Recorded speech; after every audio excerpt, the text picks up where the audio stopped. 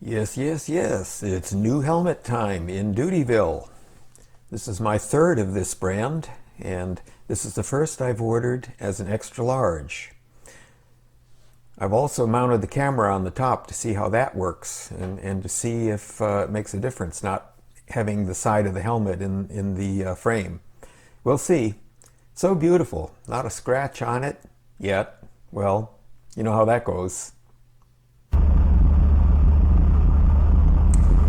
So, I also made a little bit of a change to the mounting of the rear-facing camera.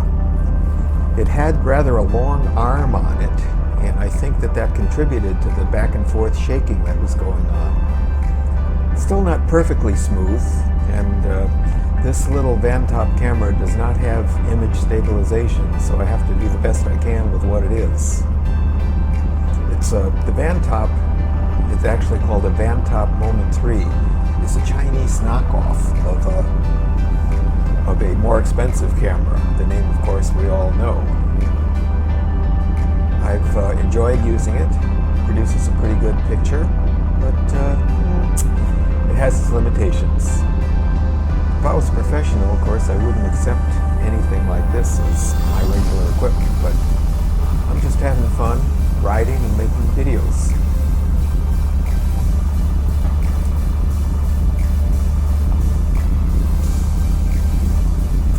As far as the helmet goes, it's the first one I've ever ordered as an extra large. Apparently, my head is somewhere in between a large and an extra large. And to my way of thinking, it's better that it's a little bit loose than a little bit tight. And I'm not talking about wobbly loose, I'm just saying it has a little bit more room in it, and it just feels better on my head. I wear this brand because it is one of the relatively few brands that has a long oval shape. Apparently my head shape is that. Now I found out in researching helmets that there are round helmets, which is supposedly the least common head shape. There is the intermediate oval, which is what fits most people's heads. And then there is the long oval, which is what fits me best. No hot spots, ever. And that means that I can wear it all day if I wanted to, and it would be very comfortable. Also, it's white, and according to one of my fellow motovloggers, white is probably the most easy helmet color to pick out, and visibility is a good thing. I often wondered about seeing these kind of lime green high-vis type helmets and jackets and so forth, and I wonder how it would stack up against those. Well, I don't know. I like the way it looks, I like the way it feels. It's a little bit pricey, but a friend of mine once said, "How much is your head worth?" Well, seeing it's probably the most important part of your body, I guess it's probably worth quite a bit. Hopefully this one will be with me for at least 5 years.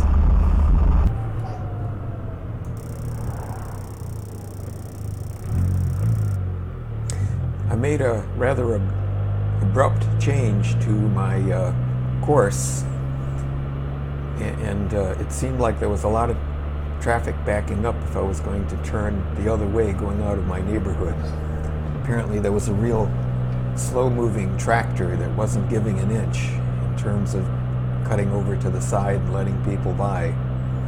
So, well, there it goes again. That's one of the things I have to work out. In taking that extra piece out of the mounting of the camera, it's a little bit more difficult to get the camera to hold really tight. Now, I've screwed it down since I made this recording a little bit more, and I think it'll probably be okay now. Other than that, I guess it's just no more than a nuisance.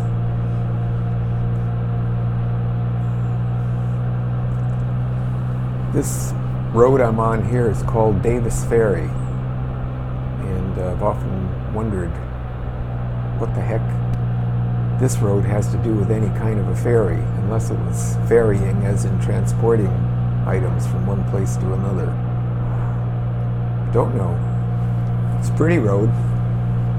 For me, to get to the city of Loudon, this is one of the shortcuts. There's no real direct route to go. The other way to go is to go through Lenore City, which of course is quite a bit slower. And this back way will hook me up with Route 72 if I were to follow it on Old Van Noor Road past the intersection. Anyway, as you can see, it's a beautiful day. Beautiful blue sky, patches of white clouds, good temperature. I think it's right around the low 60s, which is right about where I like it. 60 to 70. For me, those are the best temperatures you can possibly have for good riding.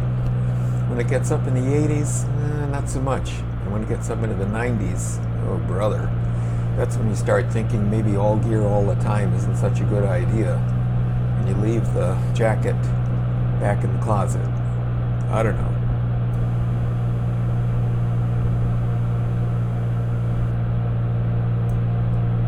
I know there's a lot of different opinions about safety equipment.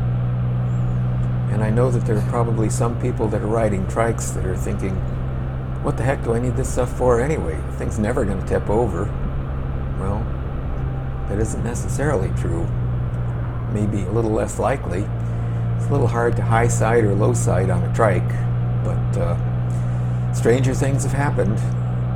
Had a club member in my riding club that was involved in an accident where his Spyder, one of the front wheels, caught the rear tire of a two-wheeled motorcycle that he was following, and he wound up doing cartwheels.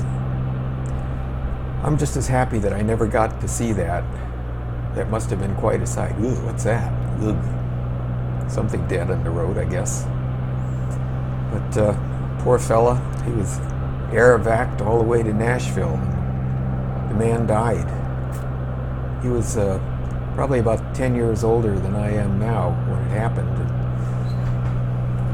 I understand his family was pretty bitter about it. I think they probably thought he should have hung up his riding togs, but you know, when it becomes part of your life, it's a tough thing to give up.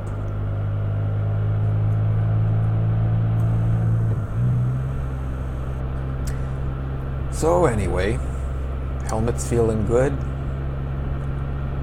and I'm a happy camper. Do you all have certain brands of helmets or protective riding gear that you're particularly fond of? Like to share your views? Now I know there's other high-end helmets out there, some that cost a little less, some quite a bit more than the one I have. But I guess when I found the first Arai helmet, I thought I'd actually found the best helmet for me. And that was purchased way back in 1998 when I had my first Buell motorcycle. It was white, so of course the helmet had to be white. Well, at least that's what I thought at the time. And it was found on the internet, and it was one of those probably overstock deals. I got the thing for about $200, which is a price that's unheard of today. The one that followed it was about twice that. It's the one that was immediately prior to this one. There, off to the left there, is a property that's part of a company called Teleco Bed and Biscuit. It's been in business for about 20 years.